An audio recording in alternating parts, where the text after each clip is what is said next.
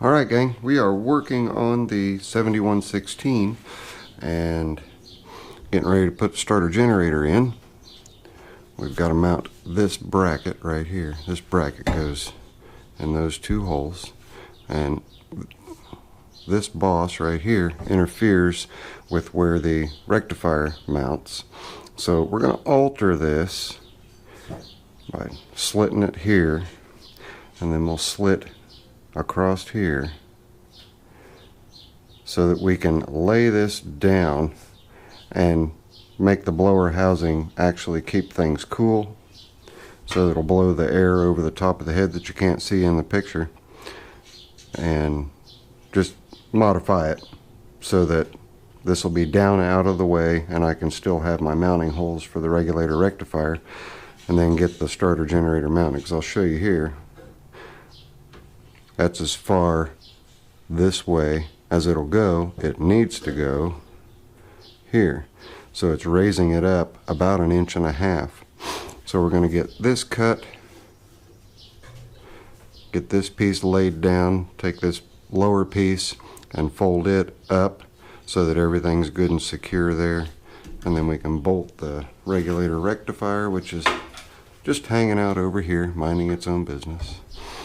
Get that mounted back on there, then we can proceed with mounting the starter generator on.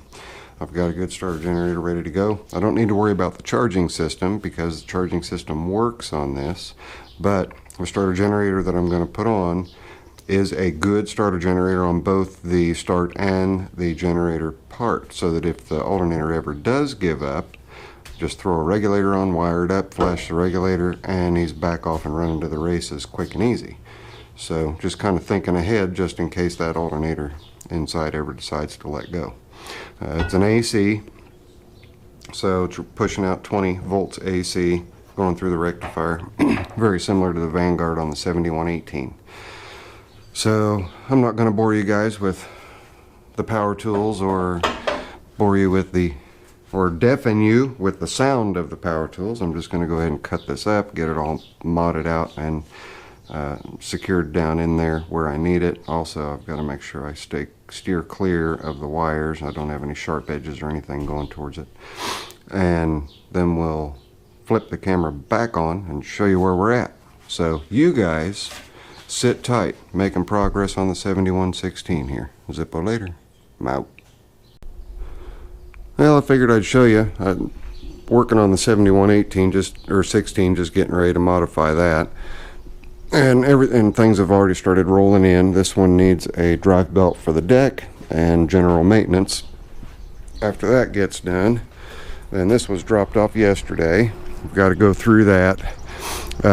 It's one of those Chinese knockoffs, and although it wasn't rode hard and put away wet, it still is grumpy, and they always are. You know, you'll get, if you're lucky, a couple 100 hours out of them, and then they give up. This particular one, bad starter solenoid, and the carburetor's all junked up, gummed up with that lovely ethanol fuel, so we've got that to do too. But I like the color. Little two-wheel drive. It's a pretty high riding one. I'm not sure what the CCs are on it. We can look here real quick. It's a Tao, or however you pronounce it. 150 cc's, so, and it's an automatic, no clutch, no gears, just hit the throttle and go. So similar to that little Jeep thing that we had in here, that little 110 cc. But anyway, we'll get to that. And Old Blue is still patiently waiting for its water pump, but that's what else is going on in the shop. Let's get back over to the 7116. Alright gang, we're at a point where I can show you what's going on here. I have the best positioning in the world, but you should get the idea. Took the shroud and I cut that piece off, and I also cut another piece off. I don't know where it wound up, but just folded everything up under itself, and then underneath the regulator rectifier I riveted the two pieces together. So we just have this small opening in the back here to contend with, which I'm not real worried about. Then we've got the bracket on. Everything fits in that respect. I may need to lengthen this wire or just see where that wire falls once we get the starter generator mounted. Now the next task is taking out the isolator on the drive shaft. That'll give me plenty of room to snake a belt in there, and I've got to get the right length belt, of course, so that'll be the next task, is taking that apart. And it's just as simple as taking out the 2 bolts that are physically attached to the mounting bracket on the engine, and then taking out the 2 bolts that are attached to the drive shaft itself. And I should be able to drop things down enough to snake a belt in there. So got to have tiny hands for that job, but we'll get into it, so hang on. Alright gang, first lesson. And usually a rule of thumb that I follow is follow your first instinct. My first instinct was to just bust the engine loose from the frame, lift it up and pull it forward a little bit, or just simply unbolt it and slide it forward, because I can slide it forward about 3/8 to 1/2 inch to clear the bolts. Because right now, even with the rear drive shaft coupler out and all those unbolted, I still can't get the drive shaft out. So note to self, and a lesson for all of you guys to save you the aggravation if you're converting from Bendix starter to starter generator, just unbolt the engine, lift it up and move it a little bit to get the drive shaft out. Alright, now I got to put all that back together again. But, like I say, it's a live and learn. I should have gone with my first instinct, which was unbolt that engine. But something else that's got to go on is this top plate here. Actually, it's not that one. I need one for a larger horsepower engine, which would be that one right there.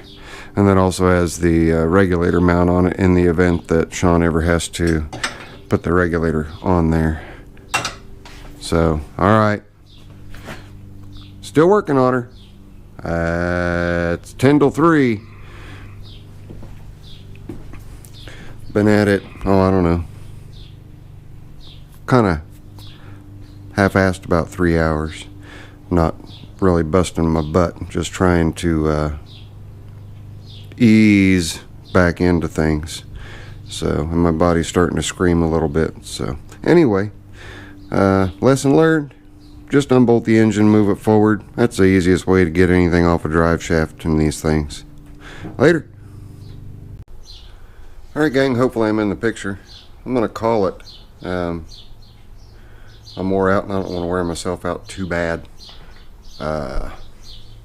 Did want to show you just something here real quick. Give me a second. Let me get the camera situated. There we go. One of my neighbors hollered at me and said, "Hey Zippo, I've got some Zippos down here. You want them?" So I went down and had that one. It is a plain Jane $10 Walmart special. You always want to take the flints out of them. But anyway, you had that one. Then you had this one, which is pretty cool. And this one's made in 2001. That one, 2005. I don't know how well you can see it. Zippo's Star of Fame.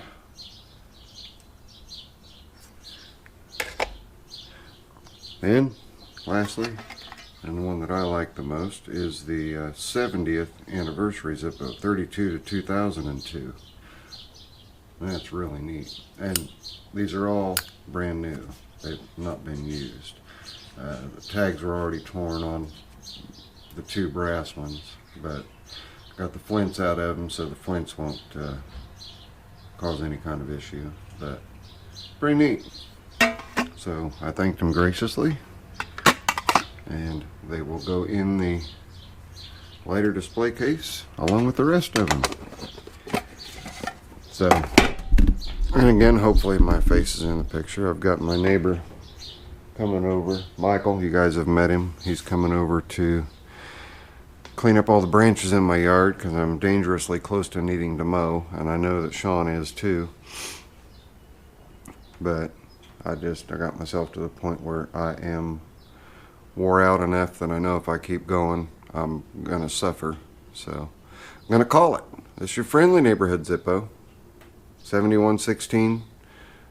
Next part, there it is. We'll tear back into it tomorrow, get the engine unbolted, get it moved forward to get the drive shaft out, get the belt on, get the starter generator on.